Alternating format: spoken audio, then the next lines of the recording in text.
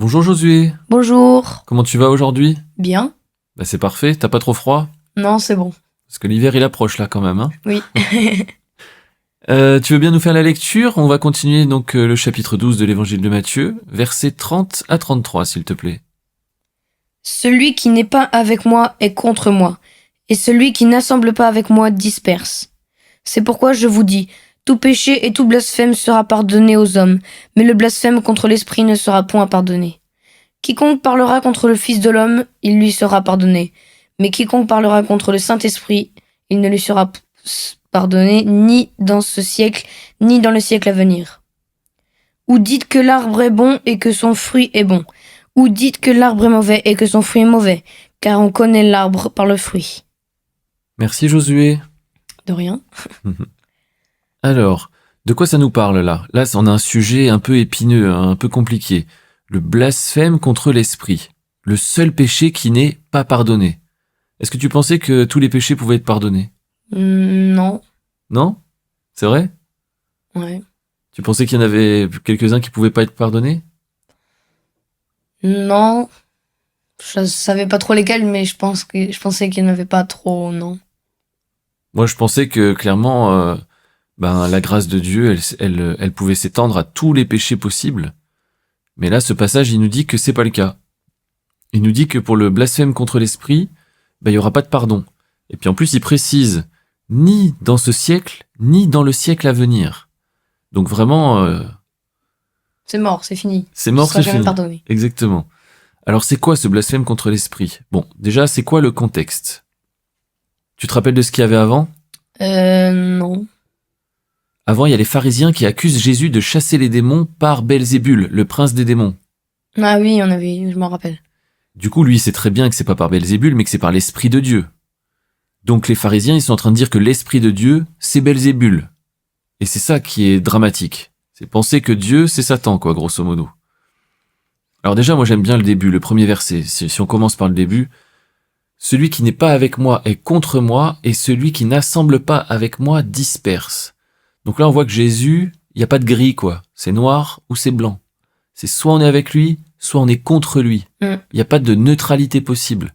La neutralité, c'est être contre Jésus. C'est pas forcément conscient, c'est pas forcément volontaire, mais c'est ce que ça veut dire. Ok? Ouais. Et c'est pour ça que c'est très fort. C'est-à-dire que si, alors que, on voit qu'il y a des miracles, des bonnes choses qui arrivent, des trucs extraordinaires que seul un pouvoir surnaturel peut faire, et qu'on dit que c'est le diable, là on est vraiment contre Jésus fortement. Oui, c'est sûr.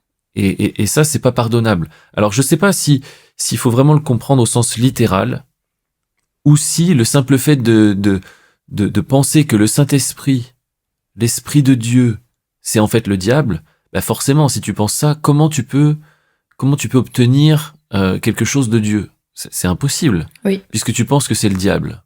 Ça risque pas de bien se passer, quoi. Donc je sais pas si c'est vraiment littéral comme ça, parce que ce qui se passe, j'ai pas de réponse toute faite par rapport à ça, mais je sais que quand même il y a quelque chose qui me parle, c'est que il y a beaucoup de personnes qui ont peur d'avoir commis ce péché impardonnable. Ils ont peur d'avoir commis ce péché impardonnable. Et ça, je suis sûr que cette peur-là, ça montre que tu l'as pas commis ce péché. Parce que quand tu commets ce péché, je pense que ton cœur, il est vraiment fermé, complètement fermé. Finalement, peut-être que c'est ça. C'est pas que ça peut pas être pardonné en soi, c'est juste que ce sera pas pardonné parce que les personnes sont même pas en capacité de demander pardon, tellement ils sont dans l'erreur, tellement ils sont dans les ténèbres, tellement ils voient pas, au point de confondre le diable et Dieu. En fait, c'est comme si tu voulais demander pardon à une personne qui n'était pas là, que tu connais pas. Exactement. Tu peux rien lui dire, elle est pas là et tu la connais pas. C'est ça. Et tu la prends pour une autre en plus. Et puis complètement à l'opposé. Oui, complètement.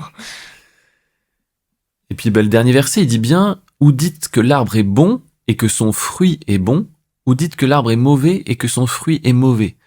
Dans un autre passage, il dit bien, on peut pas cueillir de bons fruits sur un mauvais arbre. Si l'arbre il est malade, Les fruits sont malades. les fruits ils sont pas beaux, ou ils sont inexistants. Ou ils sont inexistants carrément. Ou alors ils sont pourris, ou voilà. Si par contre l'arbre il est en bonne santé, il va produire du bon fruit. Donc, en fait, Jésus, il arrive avec cet argument tout simple. En fait, le fruit représente l'arbre, tout simplement. Un peu. Voilà, la santé du fruit représente la santé de l'arbre, quoi, quelque part. Si le fruit il est magnifique, l'arbre il est presque parfait. C'est ça, exactement.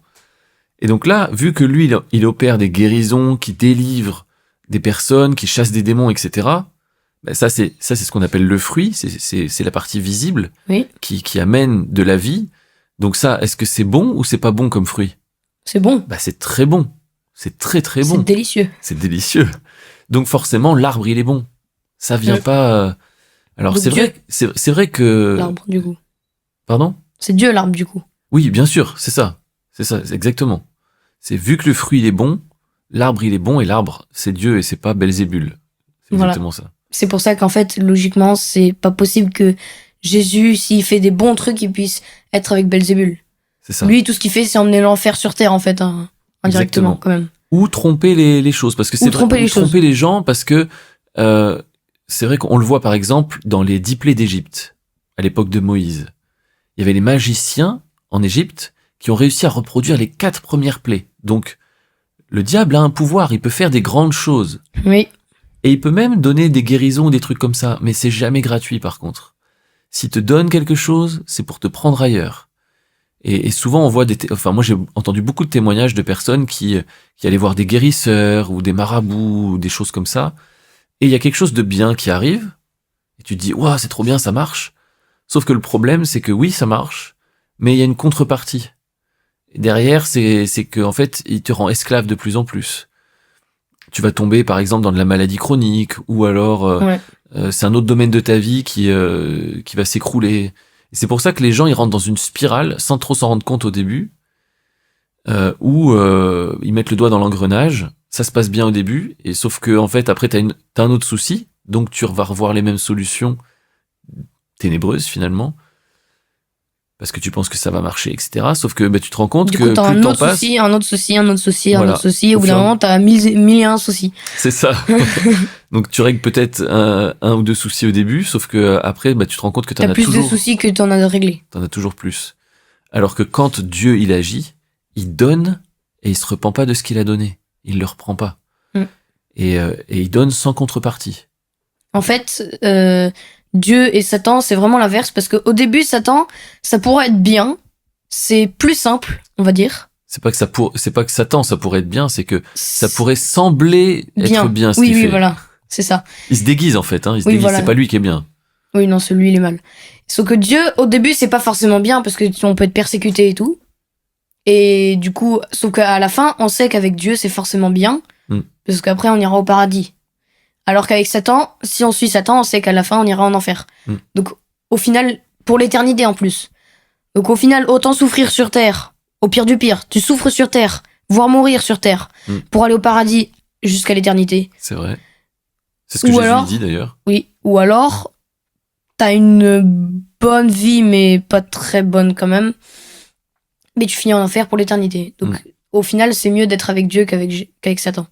Surtout que, alors c'est très pertinent d'avoir la pensée de l'éternité, parce que c'est ce qui est le plus important. Comme Paul il dit, ici en fait, c'est que peu de temps. C'est rien comparé à l'éternité. Mais ce qui est beau, c'est que avec Dieu, il n'y a pas besoin d'attendre l'éternité. Oui, c'est vrai qu'on peut souffrir à cause de la foi, à cause de l'évangile, etc. Oui, c'est vrai qu'on peut même être tué.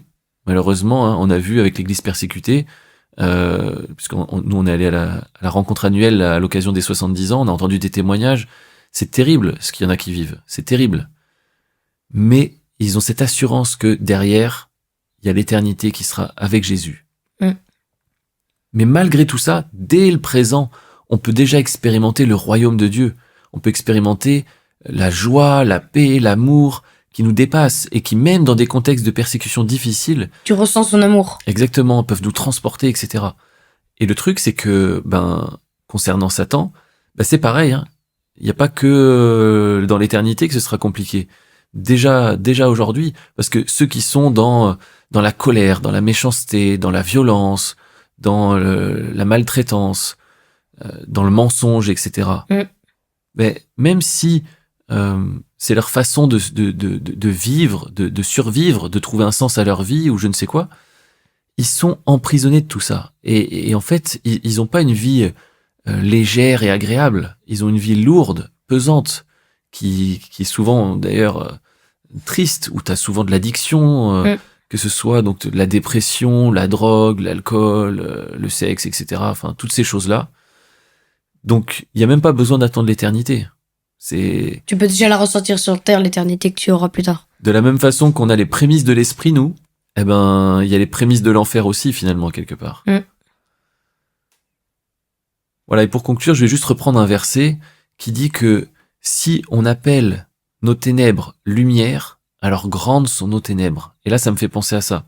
Parce que si on appelle Dieu le diable, alors on est dans une grande perdition. Alors on est vraiment pas au bon endroit.